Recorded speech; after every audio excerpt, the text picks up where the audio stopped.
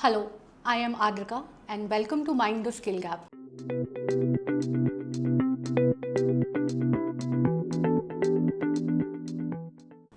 A decade ago, only a handful of people were talking about topics such as clean energy, artificial intelligence, renewable energy, etc.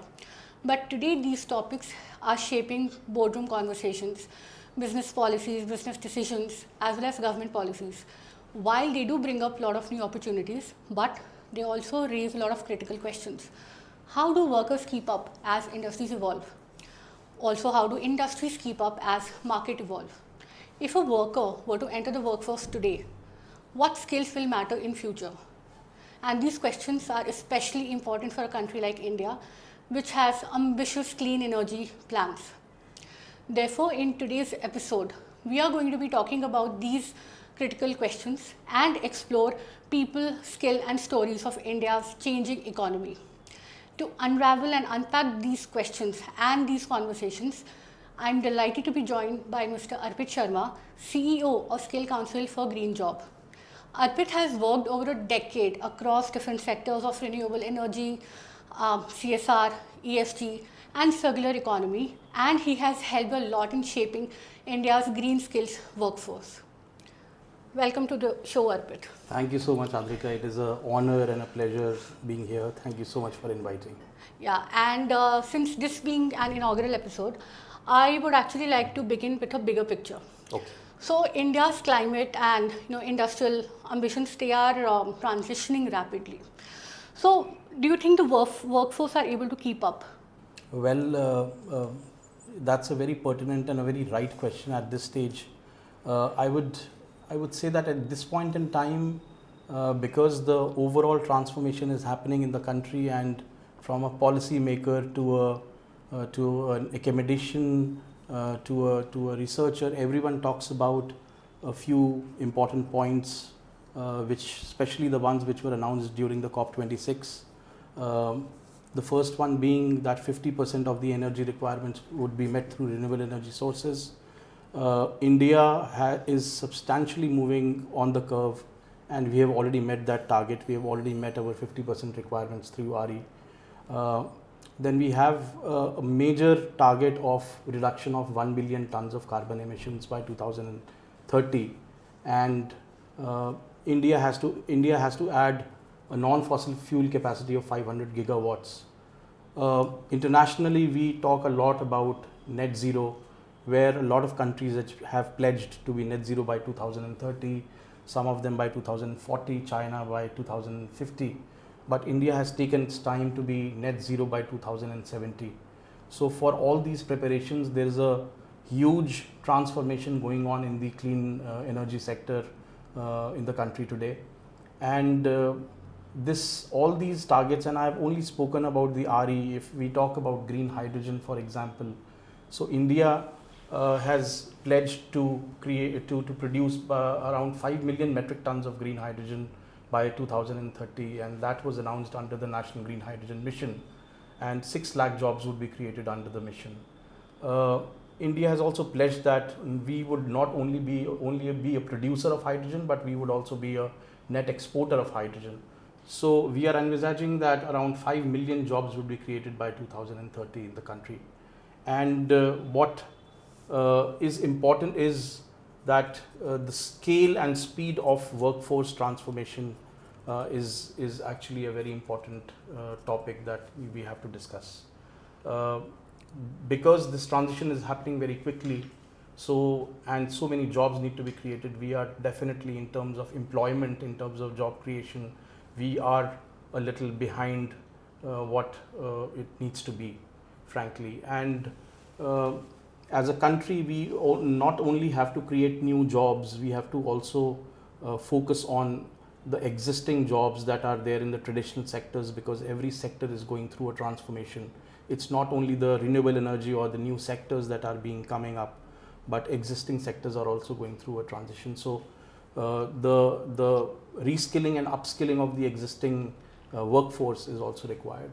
So you mentioned that while other countries, they have their own net zero ambitions, little closer than compared to India.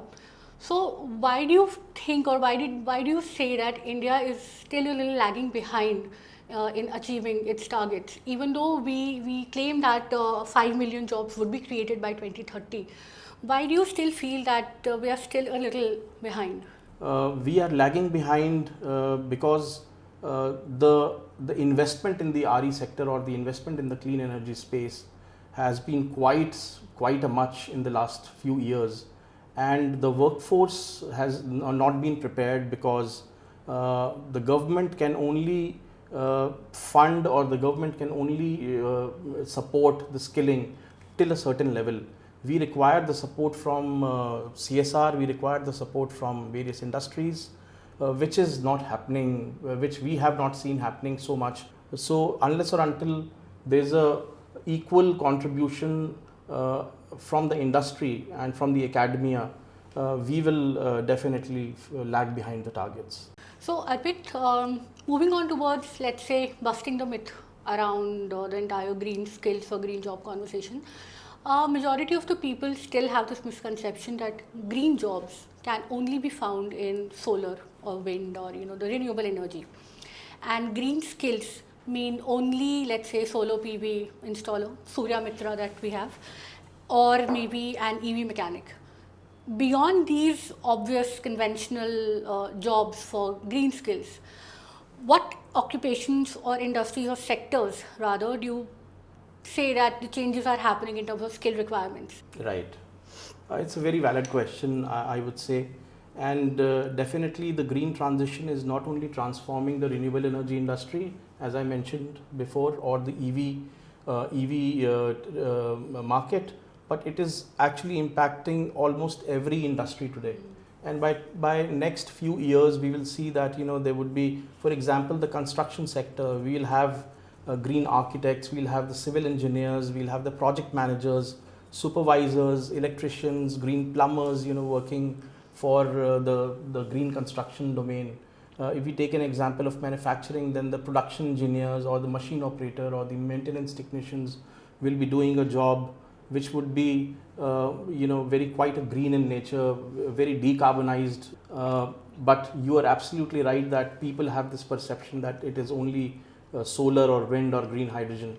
So automotive industry is going through a rapid decarbonization, for example. You mentioned EV, which is, so we'll have assembly technicians, workers in the conventional automobile industry. They would be transformed, reshaped into EV technicians. In agriculture, there would be a lot of decarbonization that would happen. We have an example of solar agrivoltaics, which is a new concept, and it is coming with the PM Kusum scheme. So the agriculture industry will be going through a huge transformation, and even in the finance sector, you will see a lot of lawyers and a lot of chartered accountants. They would also be transformed into green finance people, because a lot of ESG reporting needs to be happened in the future, and for that we would require the transformation from the existing role to a new green jobs role. So it is not only the solar or the EV industry, but the entire cement industry, logistics industry, hydrogen industry, construction industry, automotive industry that will undergo a lot of transformation. So, as economies are also changing or transitioning, the needs of industries are also changing, and they keep changing dynamically, rapidly. Do you think our skilling ecosystems can, match with the pace, or do you think that we may be giving training to youth for yesterday's jobs instead of tomorrow's opportunities?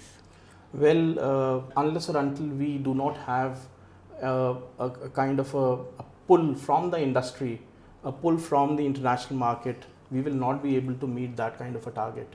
Frankly speaking, I have seen organizations like Renew Power, they are working quite a lot in this bit.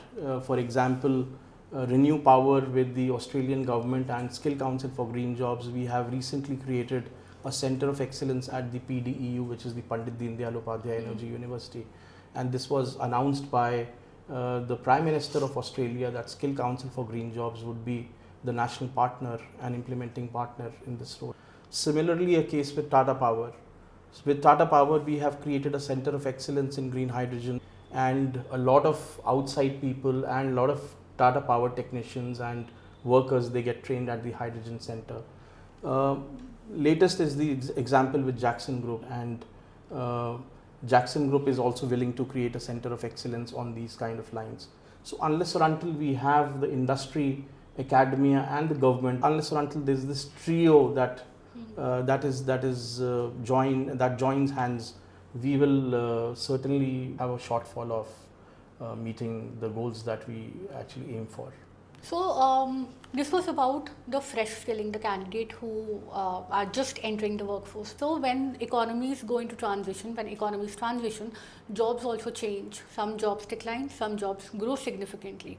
So how should India or anybody help those workers whose jobs change much faster than the skills? Well, when we talk about a just transition, we have to remember that it is not only the technical sectors which are being decarbonized, as I mentioned earlier, but the entire industry, the entire economy is going through a decarbonization. And we have to take an example of thermal sector, or a construction sector, or manufacturing sector, or logistics sector. All these are getting decarbonized, and there's a complete transition which is happening in these particular sectors. What needs to be done is, through RPL or through short-term trainings, the workers who are working in the existing industries which are getting decarbonized or which are getting transitioned from a conventional to an energy efficient transitioned economy, they should be upskilled and they should be reskilled. You will find a lot of high quality plumbers or electricians or technicians working in the thermal power plants. But as we see the thermal power plants being downscaled in the country today, and a lot of reforms happening in the renewable energy sector. So if these technicians and if these helpers and electricians and plumbers, if they can be reskilled into renewable energy sector, then there's a complete transition that happens in terms of jobs. Same is the case in green hydrogen. If we talk about the upstream, the midstream and the downstream. If you see the logistics side, we have normal conventional drivers, but the drivers who will transport hydrogen from one place to another will require a completely different skill set. So reskilling and upskilling of the existing sector employees is very much important, which will take the transition ahead. And same is the example with the finance people, as I mentioned, the chartered accountant or the finance managers working in the companies. So if they now, because they will have to work on a lot of compliance related to ESG and greenhouse gas emissions, accounting and reporting, and so they need to be transformed from their existing job to a new kind of a level altogether. So when we speak about workforce readiness, any particular, you have been part of this ecosystem for decades now, over a decade in fact, and you have worked with different actors, government, industry, training institutions, now with Skill Council for Green Job. Any particular incident or an experience or a moment or even a conversation that made you realize just how important it is to invest in workforce readiness for India's future? I would like to cite an example of SEWA, which is the Self-Employed Women's Association. They are very dominant in Gujarat, and the salt pan workers and working for SEWA, they were using diesel gensets to extract salt, in the run of Kutch. So what we did was we helped them train. We gave them a detailed training on how the solar water pumping systems can be used, how these pumps can be solarized, how the solar installations can be done. And we saw that 1,000 SEWA sisters who came from a very, very marginalized background, they undertook this training of 3 months, a detailed training, and today all of them, they have a livelihood. So this is one of the classic examples of where I saw a real transformation from rural India to a semi-urban India, where marginalized community people could make the livelihood. I may be wrong, but based on what I have read or seen, most of the programs whether in skilling or otherwise, the programs are mostly, if the women participation has to be there, the programs are specifically designed for women. Yes. How can we ensure that a regular program not specifically designed for women also has good women participation in the skilling program as well as in the workforce, whether formal or informal? I mean, because it should not always be that we are designing a program so that women come. So how can we ensure that? What can we do to ensure that? Well, the way the government has its regulations and policy in place, in my opinion, as you know, the kind of ecosystem, how it works, once the training targets are assigned to a sector skill council, then these targets are disseminated to various training partners. And the training partners, which are academia, comprises of universities, engineering colleges, privately owned institutions, center of excellences. They are the ones who actually do the training on the ground on the curriculum that has been created by the Sector Skill Council. This is how it happens. So it is the role and responsibility of the Sector Skill Council to ensure that every batch that the training partner creates or trains has a specific percentage of women participation. So definitely they are not incentivized on this, but one can always make a very strict and a very tough decision that every batch needs to have women participation. So as a regulatory body, you have to ensure that there is enough women participation. Absolutely, I agree. Okay, so Arpit, right now we have reached the final leg of our episode. So I am going to be asking you a volley of rapid fire questions. Okay. And just share the first thing that comes into your mind. One sector to watch out for over the next decade. Solar. And complete the sentence in just few words. India's green transition will succeed only if. Only if skilling and people are placed at the center of the energy transition. Wow. One word that describes India's workforce for the future? Dominance. Wow.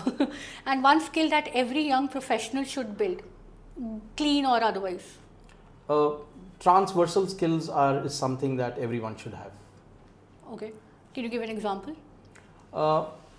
For example, a marketing professional who is working for a renewable energy company should also know the basics of the technology. Yeah. Unless or until he has the basics of the technology of what he's selling, he will not be able to sell. So it's not just one technical skill that you require, but you require a lot of information and knowledge about a lot of sectors. Yeah, so that it cuts across sectors and you're able Yes. to, convince and do well in all the sectors. Yes. Yeah, that's actually a great and a positive note to end this on. Thank you so much for joining us, Arpit. Thank you so and much. for sharing with us why workforce readiness is so critical and so pertinent for India's future economy, rather. Thank you so much. Thank you so much, Adrika, and thank you so much, WRI. Really thankful and really honored to be here. Thank you. Today's conversation reminds us that the success of India's transition will depend not only on technology or investment or infrastructure, but also on the people, the driving force behind this transition. In the coming episodes of Mind the Skill Gap, we will explore the impact of these transitions on informal sector, emerging sectors such as electric mobility, MSME workers, and the institutions that play critical role in transforming the workforce. Thank you so much for joining us in the inaugural episode of Mind the Skill Gap. I am Adrika and I will see you in the next episode.